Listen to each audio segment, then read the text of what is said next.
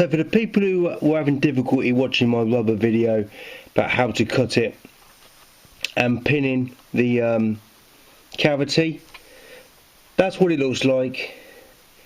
I put two, well, these are paper clips, but I find pins actually slotting easier because they're obviously pointed and you just push them in, but it's best if it's a bit soapy, and it will just insert very easily. This is the other side, 2 pins either side, and the reason why I've always gone this way instead of using younger clips is younger clips can sometimes get in the way for closing out. They you know, they're obviously shoved in here, and I often lost them when I'm working, so I just plonk this here. I know my camera work's a bit shoddy, so I'll have to improve and adapt how I use the camera.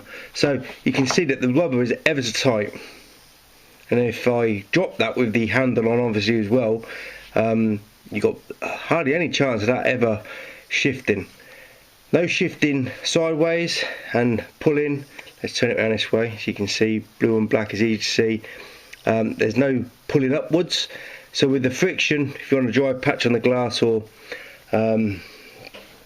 just an extra thing that will cause friction to prevent it from doing this, which will cause you an arc line, that's just an extra thing that I do for my squeegees to just make sure that I've got that extra performance when I'm working. I don't, you know, if you cover your tracks 2 or 3 times, just like when I also when I buy tools or I've got tools, if I have 2 or 3 of everything, if I lose something, I can just go back to the van or go back to my store and just use, you know, it's constant. You're always going. If you got something that's going to stop you from going or performing, it's like a backup. You always got a backup.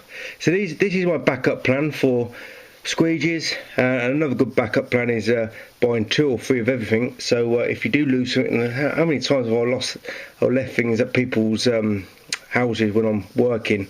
You get distracted, you leave your tools there forever. It always happens. I've been doing it 10 years. I'm still doing it. It's when you get distracted, when you're talking to people and things like that. So that's how it looks. Look at the rubber. It's cut perfectly.